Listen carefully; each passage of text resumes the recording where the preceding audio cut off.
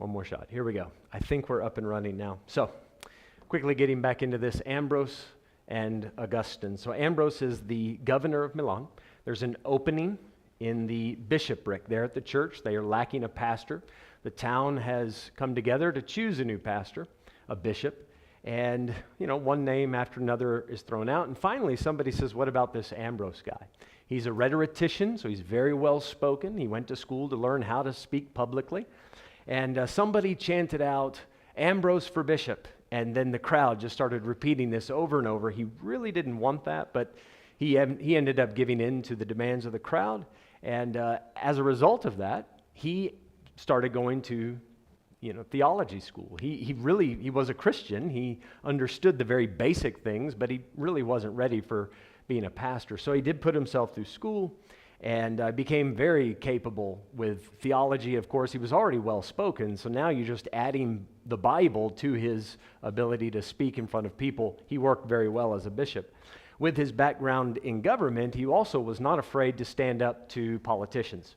So on a couple of occasions, Ambrose stood up to the emperor, whether it was in the east or the west. There was one occasion where the emperor was coming to church in Milan to take the Lord's Supper, and Ambrose met him at the door and said, we are not going to allow the likes of you into this church, not until you repent.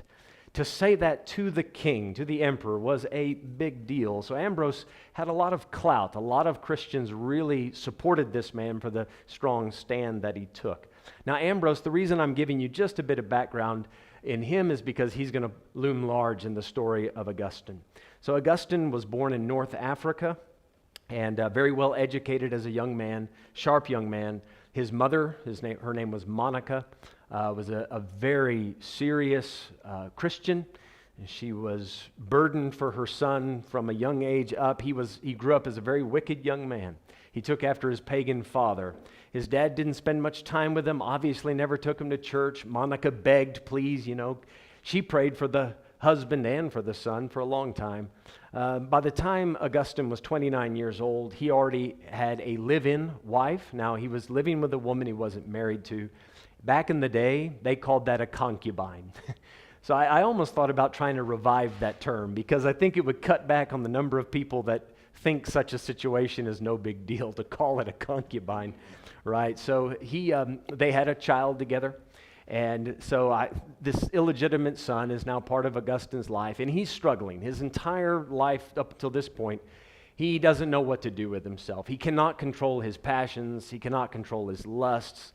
He constantly is getting in trouble with his friends. Plus, because he's very well-educated and very smart young man, he's struggling philosophically to make sense of life and why do we exist? Why are we here? And this leads him to take on Menikianism. We talked about that a few weeks ago. Menikianism, the teaching of Mani, was that there's this dualistic version of gods. There's a good God and a bad God. The good God produces light and goodness and spiritual things. The bad God, he produces darkness and evil and material things. And Menikianism taught that there is an ongoing struggle between good and bad. Well, this matched in Augustine's life. He said, yeah, that's what I feel, this constant struggle. I know I shouldn't do these things. They're not good for me, but I keep doing them. I cannot get out of the struggle. So he followed Menikianism, but he also realized that there were some shortcomings in it. He actually went to several of the teachers of Menikianism and asked, how do we tell the difference between good and bad? If there's always been good, and there's always been bad, which in Menikianism, those two gods have always existed. So if there's always good and always bad, how do we know this one's actually good? What if this one's bad and the other one's good? Well, the teachers of Menikianism could not answer this. They actually waited for the big shot to get to town. They said, oh, this guy will give you the answer. And even he stumbled at it and said, yeah, not sure. So this led Augustine to search elsewhere. By this point in Augustine's life, he's not really finding much of a foothold in North Africa. So off he goes to Rome, to Italy rather. I believe he did spend some time in Rome. And eventually he finds his way to Milan. And who does he find in Milan but this man, Ambrose? Now Ambrose was a rhetorician, very good speaker. That's what Augustine was trained to do. He was also trained at school as a rhetorician. So he starts going to church to hear Ambrose, but not to hear the gospel. He doesn't care about the message. He just wants to hear how Ambrose is speaking, not what he's saying, but the how. And Ambrose is very well spoken, an engaging speaker. So Augustine, every week he's there. But eventually, guys, you know how it is. You sit around the gospel long enough, it's going to start to sink in. And Augustine starts hearing it more and more. And eventually, Ambrose, he gets to know Augustine. And Augustine later on would say this about Ambrose. He said, "That man welcomed me as a father. I began to love him first, not as a teacher of the truth, but simply as a man who was kind and generous to me." So Ambrose, as tough as he could be, he also had a very gentle and meek side to him. And he humbly approached Augustine, and rather than forcing the gospel on him, he took him under his wing and patiently dealt with him. So Augustine eventually does get converted, obviously, but there were several things that led to this. Number one, Ambrose's influence, not just the preaching, but the kindness that this man showed him. Also, during Augustine's journey towards the truth, somebody had handed him a book on Neoplatonism. And what this book explained, now this was not a Christian book at all, it was a philosopher's book, and if I'm not mistaken, it was Ambrose that recommended it to him. But he said, listen, you're after an answer for which came first, good or evil. How do we know the difference? So in Augustine's mind, there's always been good, always been evil. Well, this book, this philosopher explained that's not true.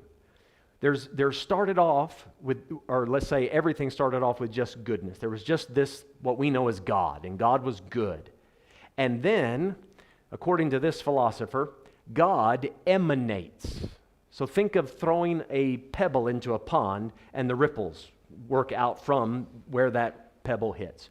So where that pebble hits, that's God. And then everything, God just naturally, he can't help it, he just emanates. So the very first emanation is Jesus. And then the farther away you get from God, the worse you get. See? So when you get far, far away, those ripples way out on the edge, that's the material world. But this philosopher explained that good, right, was the initial starting place. And then as you get farther away from that initial good, evil shows up. So in Augustine's mind, this answered the question of how you know good from evil. Because it started off good, and anything contrary to that starting place is now evil. So in his mind, it answered one of those looming questions that he had. It didn't save him by any means. It just helped straighten that out. And it also settled one thing. There's no more two God business. There's one God. So this was not the complete truth. This whole emanation thing, that's a philosophical thing. That's not biblical truth. But it was a step in the right direction. Right? Also, somebody gave him a book written by Athanasius. We talked about him, I believe, last week. Athanasius had written a book called The Life of St. Anthony. And Anthony was a very famous monk. He had a very rigid, strict lifestyle. He was in control of his passions and lusts. Well, Augustine greatly admired this and thought, how can anybody overcome these strong desires that every man has? So he very much looked up to this Antony character that he was reading about. Furthermore, his mother constantly prayed for him, all the time praying for him and letting him know, Buti, I'm praying for you. That is a very powerful tool when trying to win somebody to Christ. Please do not discount that part. Please do not think that by handing out tracts and recommending books that alone brings people to Christ. A lot of that work is done behind the scenes in the secret place of the prayer closet.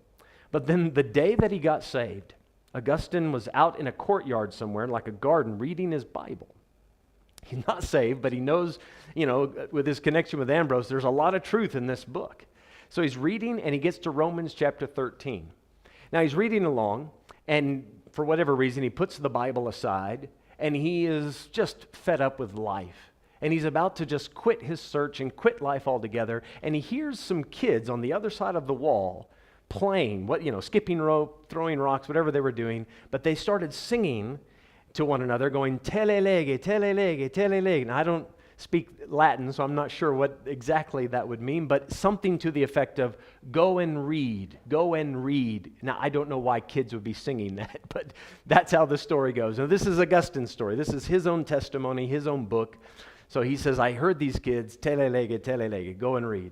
So he took this as God speaking to him. He went back to that Bible, he picked it up, and it was at Romans 13, verse 13 and 14. So let's read that together. He read, let us walk honestly as in the day, not in rioting and drunkenness, not in chambering and wantonness. Chambering, that's shacking up with somebody. That verse explained him perfectly. Not in strife and envying. That was his life. That's who he was.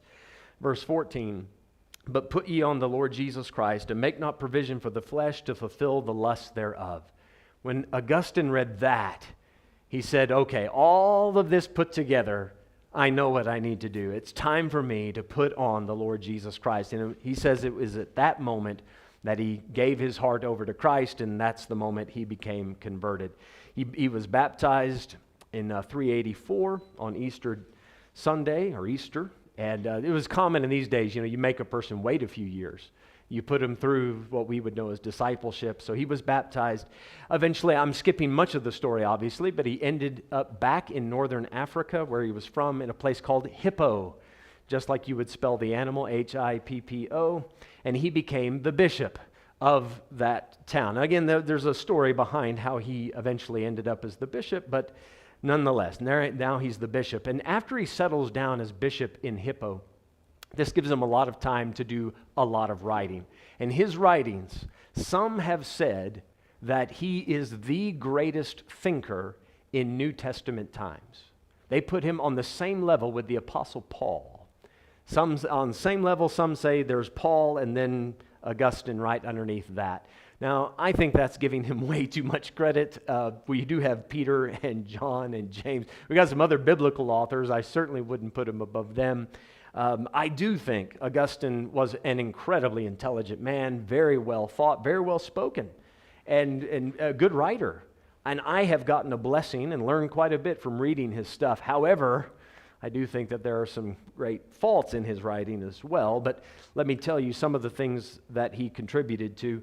He wrote extensively against Arianism. We've talked about that, so I'm not going to rehash all of that, but he made the argument very strong for the Trinity. He also wrote against Donatism. That was a very big thing at the time. Remember, the Donatists were the ones that were very much against the empire and Constantine being a Christian. They didn't believe any of that. Through the Donatist movement, there was like an offshoot of it called the Circumcillians. And these people were actually taking up arms and attacking people that were non-Donatists. So it started to get violent. Donatist himself was not on board with that. But because of these, let's say, rogues, Augustine felt necessary to deal with that issue.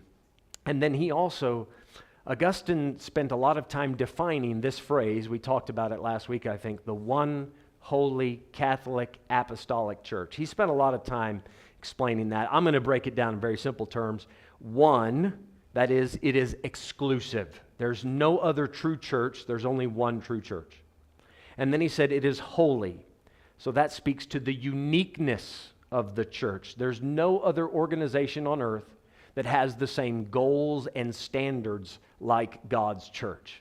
Which, by the way, all of this is absolutely true. I think he did this brilliantly. Catholic. He says on this part, it speaks to the inclusiveness of the church. No one is left out due to color, skin color, or their financial status, or their social status, or their job. Everybody is included if they accept Christ. And then apostolic. And he said this speaks to the authority. This is not just some group saying we're special because we say we are. This authority to organize this local assembly comes from the apostles, which comes from Christ and shows that apostolic connection. So exclusive, unique, inclusive, and authoritative. One holy Catholic Apostolic Church. The reason I point this out is because 1,000 years later, after Augustine is dead, we get into the Reformation. And Augustine's writings are still alive. They're still being passed around throughout Christendom. by the Eastern Orthodox, Western Orthodox, every kind of Orthodox. They loved this guy because he did have a lot of truth in his writings. The Roman Catholic Church picks up on this little one holy and obviously they love this, but they see it as talking about their one denomination. But everybody's going to get a piece of the Augustine pie, right? So that's the Roman Catholic piece. And then another piece of writing that Augustine did was against Pelagianism. Let me write that out for you. Make sure I spell it correctly as well. Pelagianism. All right, Pelagius was a, let's say, minister, bishop, up in Britain at this time, if I'm not mistaken. I believe it was Britain. And his teaching was that we don't come into the world with original sin. We don't have a sinful nature. So everybody is born into this world just like Adam was created, perfectly upright. And then all of us at a certain point make a bad decision, much like Adam did, and fall into sin. But Pelagius taught that if we just pull ourselves up by our bootstraps and try really hard, we can redeem ourselves through enough good works. Now, this included Christ and following Christ. All of that was part of Pelagius's plan, or Pelagian's plan. But Augustine realized there were several holes in his teaching. Number one, you don't save yourself through your good works. And number two, you have this sinful nature that stops you from doing what you would like to do. So Augustine launches into this long explanation as to why Pelagius is wrong, or should be Pelagian, I think, is wrong. So Augustine explains that we're all born with a sinful nature, and we are unable to do what we want to do. And he's right about that. And I'll be honest with you, it gets very technical and tedious at this point. But Augustine explains we do have free will. We absolutely do. But because we have a sinful nature, we cannot choose to do what is right. So we are choosing, yes, but because of the sinful nature, we cannot choose the right. It's very hard then to say that it's free will. See, if it is in bondage to sin to the point that you cannot choose one thing or the other, I'd have to disagree with Augustine on this point. I have seen bad people make good choices. I'm not saying that's their go-to move, but I have known many unsaved people that have done acts of courage and valiant, heroic acts and acts of love and forgiveness and things that are obviously good. So I think Augustine, what he did is he looked at his own life in the whole and said, I never made right choices before I got saved. So that's just all of mankind's problem, is we cannot choose something good because of sin. So I think Augustine was much closer to the truth than Pelagian, but still, I don't think he was right to say unable to make any right choice. Augustine further, once you say that you're unable to choose anything that's right, you have to take this next step. You have to then say, the only way that we can get straightened out is if God comes to us and gives us grace that we do not have a choice to receive. God forces this grace on us, hence it is called irresistible grace. And that moment of grace opens your eyes, and then you can choose to do something right. Now, again, I agree that we are not going to find the truth or walk with God or overcome through our own strength. I'm not Pelagian in that sense. This idea of pull yourself up, do your best you can, no, Pelagian, that is just not right. But Augustine, I think, went a step too far to say you're just there stuck with no choice until God shows up and forces grace on you. I believe the biblical approach to this is God offers this grace, and then it is so overwhelming, the offer is so great, that a sinner, even in the bondage of sin, can see that light shining and says, I want to go towards that light. So you can almost see with Pelagian and Augustine, this is a preview for 1,000 years later with Servetus and Calvin. Because it's not the exact same, but we're going to have a very similar moment where you have a little bit too much free will and not enough grace, and then Calvin with no choice and irresistible grace. This is going to show up again. And the reason I've walked you through that is help you understand when we get to the Reformation time why so many of the reformers dove into Augustine's teachings, because they said, listen, I mean, this makes sense.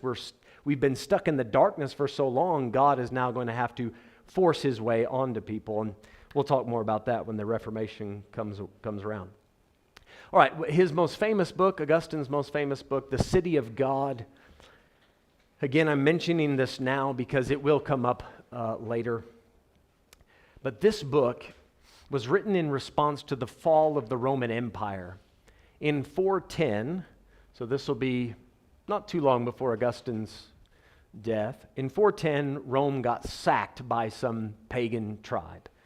And this was a big blot on the Roman, reputation. How could we fall? How are we losing little pieces of land to these Vandals and Visigoths and Ostrogoths and all that? How could we lose to them?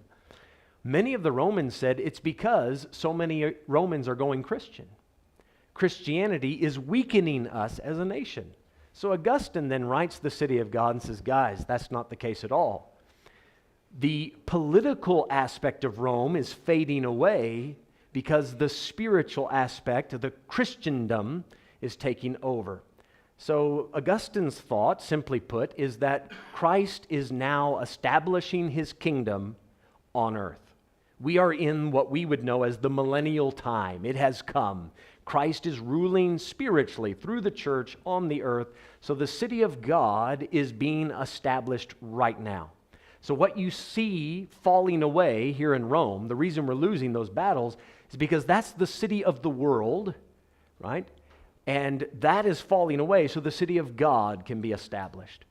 Well, this also falls perfectly into Reformed theology, the idea that we will establish the kingdom, Christ will rule on earth spiritually for a long time, and then finally the end will come. That is Reformed thinking as far as eschatology, end times type scenarios. Augustine believed that. Again, I don't agree with Augustine on this point. I think he was interpreting the Bible based on his current political circumstance. He looked at what was going on and said, well, things are looking bad politically, but spiritually the church seems to be taking over. So now, with that in mind, let me see how that fits in the Bible. And he read the newspaper into the Bible instead of reading the Bible into the newspaper, if that makes sense, right? I think you should use this to interpret the signs of the times. You don't look at the signs of the times and then say, okay, let's find an explanation in the Bible that fits what we see happening, right? So I wouldn't agree with how he approached that. Now, one thing you want to make note of, when Augustine wrote this book, when he wrote against Pelagianism, many people said, no, Augustine, that can't be, especially his ideas about irresistible grace and the depravity of man. Many church leaders spoke out against that and said that can't be right because no one's ever taught this. Now, that's an interesting point to make. No one's ever taught this. What do you mean no one's ever taught it? What about the Apostle Paul? What about Peter? What about Jesus? What about James? What about John? If this is not a biblical doctrine, right? How is it that we have it in the Bible, but then no one taught it until Augustine shows up, and he was accused of being too innovative with his doctrine, saying, listen, you're just creating something to answer these other arguments. These things have never been taught before. Now, I think that's a point that needs to be dealt with, because if you have a biblical doctrine, you should be able to find that. You won't find every group holding on to every piece of truth, right? There is no one denomination. There's no one line through history where one church has always taught everything perfectly. But you should be able to find the truth throughout history somewhere in some group. If you have it nowhere in the first 300-400 years of the church and then it just springs up, you might want to at least pause and say, why did no one ever get this until this man showed up? So I think that's worth noting. All right, the next thing we're going to talk about, and probably for the rest of the hour, 2 ways that the church / gospel was spread. All right, the spread of Christianity, the conversion of the heathen. Now, there's 2 ways that this takes place. Let me write them out for you. I've tried to alliterate it a little bit. Culture and conviction. culture and conviction. Simply put, culture is an attempt to convert people from without. So you start by changing their environment, right? This, you take the political approach. You change the environment around them. You change the world around them. And hopefully, changing their culture will permeate and they'll marinate in the culture and it'll sink in and they'll become Christian. And then the other option is to do it through conviction. And there you're trying to speak to the heart first. You're trying to get them to change from within. So you go preaching the gospel and praying and asking the Holy Spirit to work and compel them and draw them and teach them their need for a Savior. All right? So these two approaches we're now going to look at in more detail. The political side, again, guys, I'm sorry that I have to give you, the history of politics when it comes to the church. We're in a class called Church History. You'd like to think we could just talk about God, the Bible, and spiritual things. Unfortunately, these two things get mixed, politics and religion.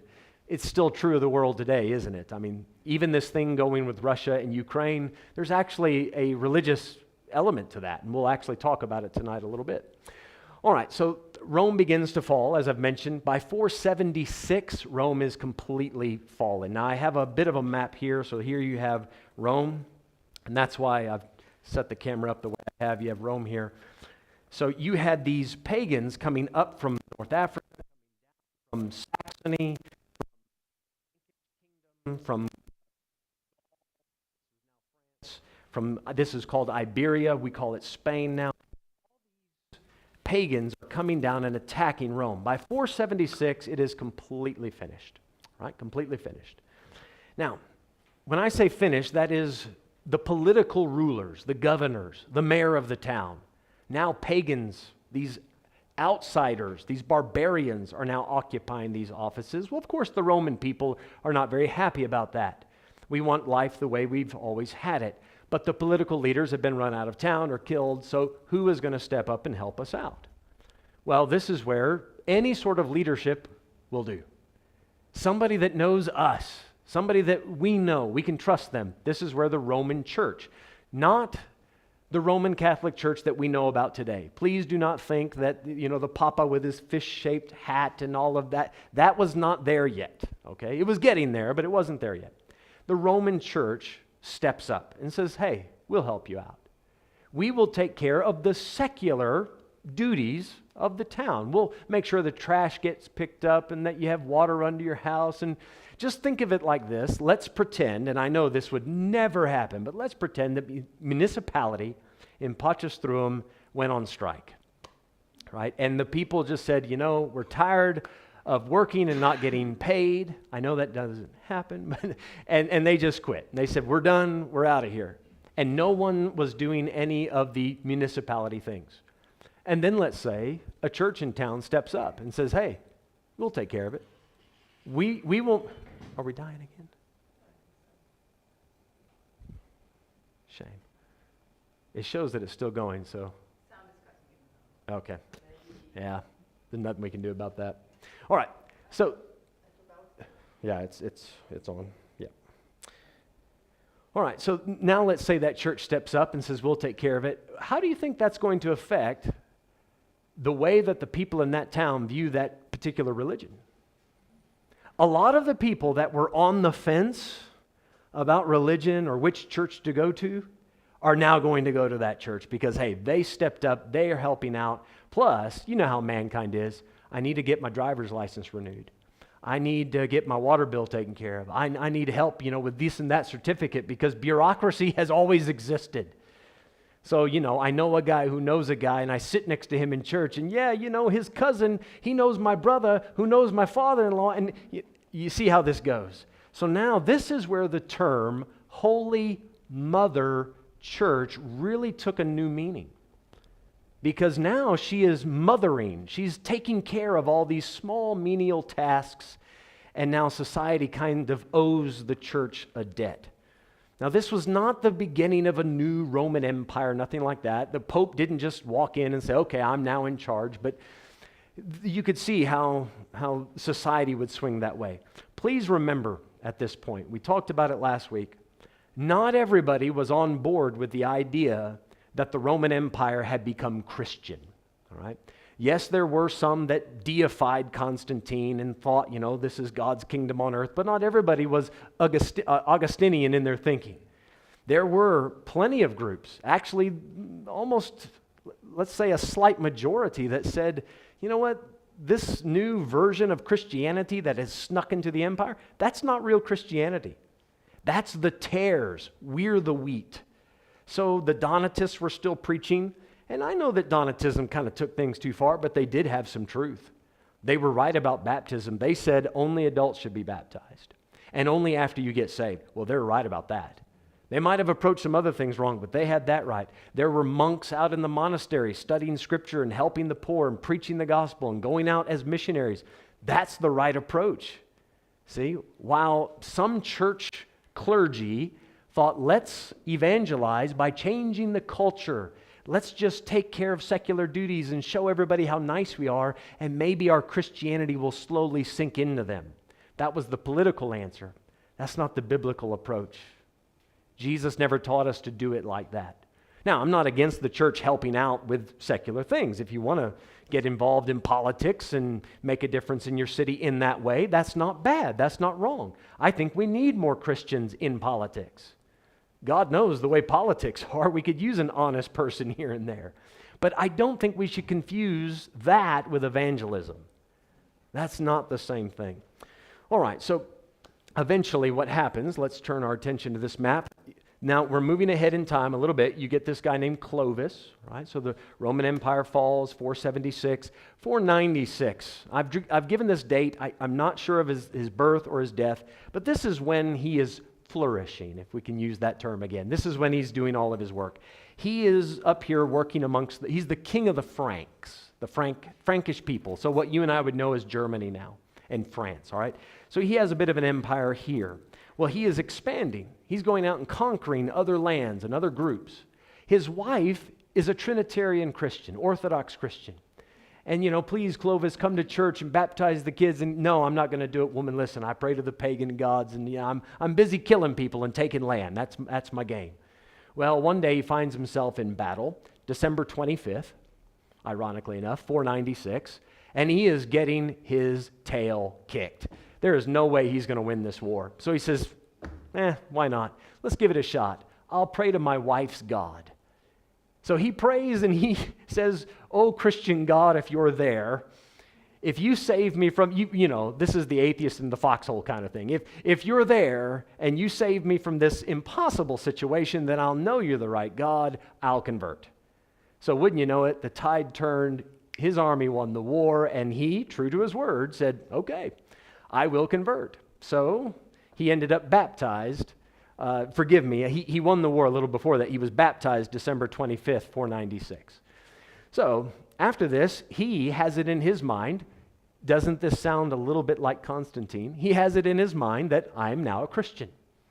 Well, he won a war because he prayed to a Christian God that might or might not be there, and he got baptized. So that's the extent of his conversion experience, right? That is outside. That's nothing inside.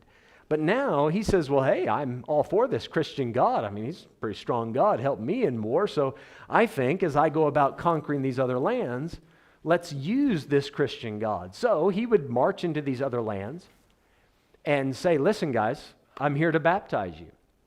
One of two ways. It's up to you. You tell me how you'd like it.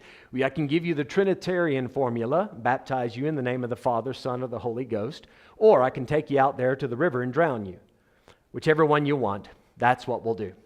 Well, obviously, one people group after another starts giving in and to, option A. And now the Frankish kingdom is growing rapidly, right? But some would say the Christian church is growing because he's doing it in the name of the Father, Son, Holy Ghost.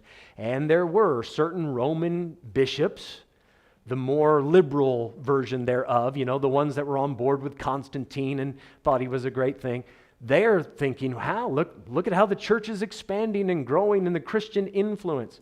So it is very unlikely that anybody in that was affected by Clovis directly was genuinely converted, right? Very unlikely. But what did end up happening is because this Christian culture then was kind of put in. Because Clovis dominated, now Roman clergymen start showing up and teaching and preaching, and the second and third generation of those people actually got to hear truth. So yes, some truth did end up getting into these places, but not because of Clovis's hand out a tract, accept it or die kind of method. That wasn't going to work. All right, moving forward again. Now Clovis, he sets up the Frankish kingdom, and the Romans are very happy, the Roman church very happy about this.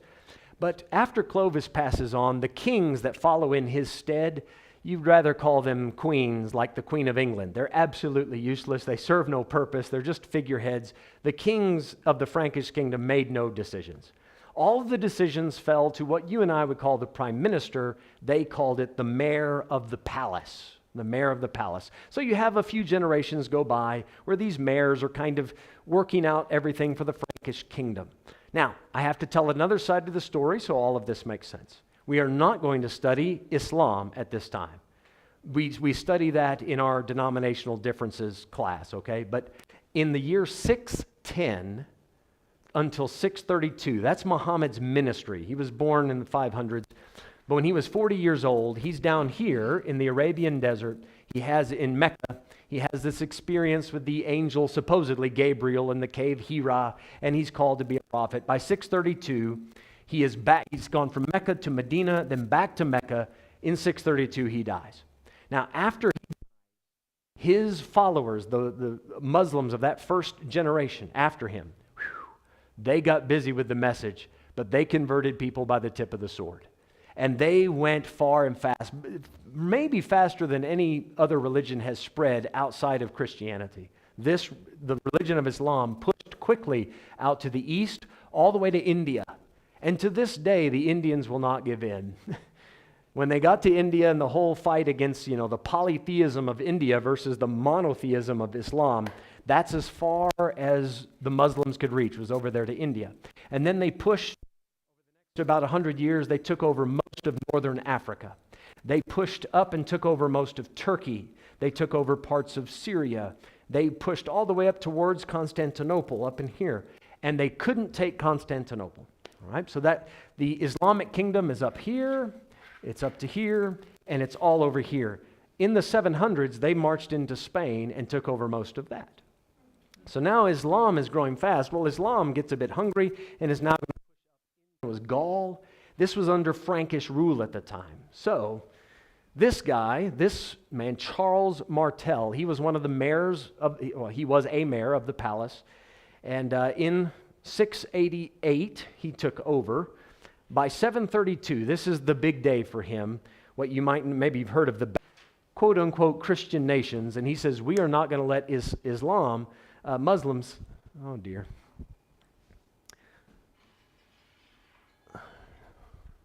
We are not going to let these Muslims come in and take our land. So this man, Martel, this name means the hammer.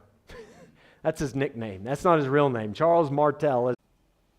Okay, back up and running again, I hope. I'm sorry, guys, for the stop and start there. All right, so Pepin, he gets called in to settle certain disputes, and he is also expanding the kingdom through the tip of the sword, that kind of thing. One day, one of the bishops in Rome, let's call him the Pope, because by that time the term was being used, the Pope says, somebody's attacking us here in Italy. We need help. So Pepin comes down, helps him out. Well, Pepin feels some, let's say, sorrow and grief over this poor situation. This bishop in Rome really can't hold his own and can't protect himself. He says, tell you what, I'm going to give you some land. And Pepin gave him something called the Papal States. And it consisted of about 5 or 6 cities or territories in Italy.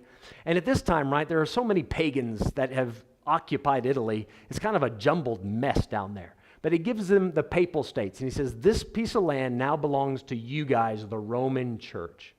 Well, as time goes on, this became known in the last couple hundred years as the Vatican City. So this is now your territory. Well, as a way of saying thank you, the Pope then says, well, Pepin, tell you what, you've been such a good guy to us. You gave us this piece of land. I dub thee King of the Franks. So he's no longer just the mayor of the palace. He promotes him He does away with the line of kings that came from Clovis. This was the Merovingian dynasty. That's a whole other story. And now you have a new dynasty starting with Pepin, and this will be the Carolingian dynasty. Carol is from another language for Charles, so the Carolingian dynasty. So now Charles Martel's family takes over. Well, now Pepin is king of the Franks. This leads us to the next man, Pepin's son, Charlemagne. So Charlemagne, he's also, much like his dad, not short at all. He's almost 7 feet tall, an incredibly intimidating character. He takes over in 768, and he rules until 814. He's a very devoted religious man. Under Charlemagne, he conquers, he pushes down and gets a bit more of, let's say, closer to Spain. He pushes over towards Saxony and gets land there. He's expanding the Frankish kingdom even more. He's a very impressive guy, and he's very much on board with the Roman Catholic Church at this point. So, on December 25th, ironically enough, the year 800, Charlemagne finds himself in Rome. He's in a basilica, and he's worshiping. The Pope walks in, and some say that this was a surprise to Charlemagne. Others say that it was staged. I'll let you decide when you read the books, but the Pope walks in, and here's Charlemagne, kneeling down at worshiping. The Pope walks in and puts a crown on his head and says, "You are now the emperor of the Roman Empire." And what this does, remember in 476, that was done away with. That was destroyed. So now the Pope has reinstituted the Roman Empire. Now on the eastern side of this, right, nothing had stopped. On the eastern side of this, with the Constantinople and all of that over this side, everything was going on as normal. They were sending out. Now, if you have the Pope choosing who's going to be the king, this makes the Pope the greatest geopolitician in the world. Because it's not the church and the state working side by side. The church is now telling the state who's in charge of it. Well, this revived the Roman Empire. So now this is from 800 on, they call this the Holy Roman Empire. Interestingly enough, in Daniel chapter 7, it predicted a revived Roman Empire. Now, I'm going to bring this to a close just now. I'm sorry we're not going to get to all the missions. I'm going to have to ask you to keep all this in your mind, keep it fresh in your notes, because next week when we study the missionaries that went out, you're going to see how they tied into, and in some cases, like Gregory, Boniface, they actually used the services of some of these, Christians for hire, the hitmen over here. They hooked up with them. But we'll talk about them next week, and you'll see how they did bleed together a bit. But just to tie this full circle, you have the Holy Roman Empire, right? This revived Roman Empire. Then you have the Eastern Orthodox. They say we're holding on to the old true faith. But in this time, and this will come down to Cyril and Methodius in the 860s, in the time that Rome is running all over the place and everything's getting confused and politicians and, the Pope and all of that, the East is sending out missionaries. By 860, they send missionaries up into what we now know as Russia. Cyril and Methodius, they get up to the Slavic people and create an alphabet for them, put the Bible in their language, and now 100 years later, the terms were just coming to be, but the Tsar of Russia, Vladimir, a very fitting name, right? Vladimir, he says, okay, now I want to be Christian. I'm sure that's how he said it, right? I want to be Christian. And he ordered, this is in like 980 something, he orders his scholars, he says, go out there and find me all the best choices for religion. So it's like a buffet style, They say you got this Roman Catholic version, this Western version, you got this Donatism, you got Menikianism, you got Gnosticism, you got the Eastern Orthodox Church. And Vladimir says, I like this one. And he chooses Eastern Orthodox. He says, this is going to be how the Russians express their worship. This seems to be the best one. Now, whatever his criteria were, I don't know, but that's the one he chose. And to this day, the Russian Orthodox Church looks very much like the Eastern Orthodox Church, or the Greek Orthodox Church, if you will. Now, here's the interesting part of that about that. The Romans and the Greeks, right, the Eastern, they fuss and fight until the schism of 1054. But in the 1400s, the Muslims, the Ottoman Empire, marches up and wipes out Constantinople. It now becomes Istanbul, and it falls. But you know who doesn't? The Russians. They're never caught up in these schisms, and they never send anybody to go to these ecumenical councils. They're over there in Russia saying, we know what we're doing. And they never struggle with that. And because they became such a powerful entity, both politically and in their minds, religiously, spiritually, they called themselves the New Rome. Now, you know what our people are doing in Russia right now? We know because the people that we have that live there, they told me all of this. People today in Russia are praying to Putin. They have put him on the level up there with deity because they say he is reestablishing us to our proper position in the world, not just politically, but spiritually. We have maintained the true faith. We've never been adulterated with all this other nonsense.